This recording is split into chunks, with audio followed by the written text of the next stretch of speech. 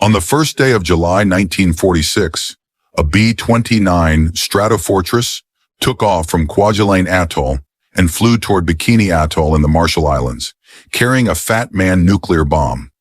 The atomic age had just begun, and the United States Armed Forces were starting to question the relevance of traditional weaponry in a world reshaped by nuclear power. The usefulness of the entire Navy was suddenly in doubt. In response, an experiment was proposed to prove that the fleet still had value. This initiative was named Operation Crossroads and began with the detonation of a 23-kiloton nuclear device above a fleet of about 100 unmanned ships. Many vessels were badly damaged, but one ship stood out by emerging almost untouched, the Prinz Eugen, a captured German cruiser. This powerful warship survived the first blast, but a second nuclear test caused much more destruction. Chemist Glenn T. Seaborg described the event as the world's first nuclear disaster. Nuclear weapons had first been used in warfare less than a year earlier, in August 1945, when the United States dropped atomic bombs on Hiroshima and Nagasaki. This marked a turning point in military history, signaling the shift from conventional weapons to nuclear arms. Soon after the devastating attacks on Japan, Lewis Strauss, representing the Navy in the Interior Department's Atomic Energy Committee, began to question the role of naval power in a future shaped by nuclear warfare. He suggested a public test of nuclear weapons on naval ships to demonstrate that the fleet still had value. Without such a test, he feared public perception would turn against maintaining a large Navy, leading to funding cuts. Although the Navy's future was at stake, the test was a risky gamble. The Army also supported it, hoping it would show the Navy's vulnerability to atomic weapons. Within 2 months, the Navy selected between 80 and 100 ships to participate. The project was officially named Operation Crossroads, symbolizing a shift in military thinking. The next step was to find a suitable location for the test. It had to be remote yet within U.S. control, uninhabited, at least 300 miles from the nearest city, with an air base nearby, and with a sheltered anchorage large enough to gather the fleet. Consistent weather patterns were also important to help contain radioactive fallout. Bikini Atoll in the Marshall Islands was eventually chosen. Although the island had 167 inhabitants, Navy officials met with the local community in March 1946 to ask them to leave temporarily for the sake of an experiment that they claimed would benefit all humanity and help prevent future wars. The Bikinians agreed and were relocated to Rongerik Atoll, 120 miles away. Over the following months, a vast test fleet was gathered, including 242 target and support ships and 156 aircraft. Among the targets were outdated battleships, carriers, cruisers, destroyers, submarines, and various support vessels. Some captured enemy. The Crossroads tests were the first nuclear experiments announced publicly in advance, even extending invitations to observers. The event drew an impressive gathering of around 42,000 military and civilian personnel. The German cruiser Prinz Eugen was the third of the Admiral Hipper class and was launched in 1938. Her commissioning, scheduled for July 1940, was delayed a month after she sustained light damage from a British Royal Air Force attack. She later joined the battleship Bismarck on their first mission in May 1941. Initially, more ships were to accompany them, but due to urgency, they sailed alone to disrupt Allied commerce in the Baltic Sea, launching what was known as Operation Reinigung. Though their mission was meant to be secret, they were soon spotted by a Swedish vessel and then identified by British aircraft. Despite this, they moved swiftly through the Denmark Strait with radars active in the fog to avoid further detection. British cruiser HMS Suffolk sighted the German vessels, but held position while awaiting reinforcements. Prinz Eugen detected the British ship, and a brief exchange followed, soon joined by HMS Norfolk. During the battle, Bismarck accidentally knocked out her own radar system.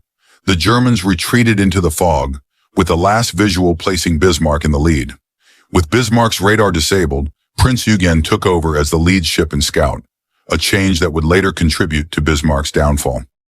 On May 24th, the Battle of the Denmark Strait began against the British battlecruiser Hood and battleship Prince of Wales. Mistaking Prinz Eugen for Bismarck, the British opened fire on the cruiser, allowing Bismarck to attack unchallenged. Bismarck succeeded in destroying Hood and damaging Prince of Wales. Despite this tactical success, Bismarck sustained serious damage and attempted to retreat to occupied France for repairs. Prinz Eugen continued her mission alone, slipping deeper into the Atlantic, while Bismarck was sunk 3 days later. The cruiser experienced engine problems and was ordered to port in France. She avoided enemy convoys and reached safety by June 1st. Later, she was bombed by the Royal Air Force and spent the rest of the year undergoing repairs. In early 1942, Prinz Eugen joined the battleships Scharnhorst and Gneisenau, along with an escort, to reinforce the Norwegian front, what Hitler called the Zone of Destiny. Before redeployment, the ships had to return safely to Germany. In February, the group began the Channel Dash, staying close to the French coast and fending off minor torpedo bomber attacks and fire from coastal defenses. Prinz Eugen arrived in Germany without damage, unlike her companions. While serving in Norway, she was hit by a torpedo from the British submarine HMS Trident, but managed to reach port and evade 4 squadrons of torpedo bombers. Blockades prevented her return to Norway, so she remained in the Baltic, training cadets. She later supported German forces by providing fire against the advancing Soviet army. Despite numerous bombing attempts by Lancaster bombers, Prinz Eugen emerged undamaged. In May 1945, she surrendered to the British and was eventually handed over to the U.S. Navy as a war prize. Operation Crossroads was soon planned to include 3 nuclear tests: Able, an airburst; Baker, a shallow underwater detonation; and Charlie, a deep underwater explosion. Within a year, 94 vessels, including Prinz Eugen, were moored at Bikini Atoll for the tests. On July 1st, a B-29 superfortress named Dave's Dream took off carrying a Fat Man bomb named Gilda. The bomb detonated 520 feet above the fleet, about 48 seconds after release, producing a 23-kiloton explosion that drenched the area in radiation. Scientists from the Los Alamos laboratory had warned that water around the blast would be heavily contaminated, possibly toxic enough to poison the entire U.S. military at peak wartime strength. However, only 5 ships sank, and Prinz Eugen sustained only minor damage: a bent foremast and a broken mainmast tip. The official report stated 6 ships were severely damaged and 8 more were impaired. In real combat, around 40 ships would have been rendered inoperable.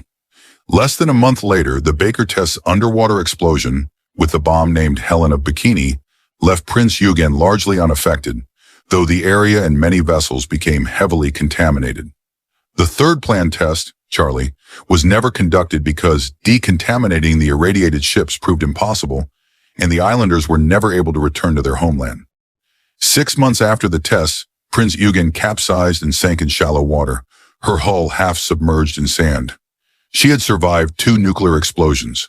Her wreck still lies in the same spot more than half a century later, where marine life has begun to return to the once polluted site. The cruiser now serves as a haunting relic of history and a diver's curiosity. Hips like the Japanese battleship Nagato, the cruiser Sakawa, and the German cruiser Prinz Eugen were also included. In addition, animals such as mice and goats were placed aboard the ships to study the biological effects of the blasts. Still, the primary goal remained the evaluation of the impact on the warship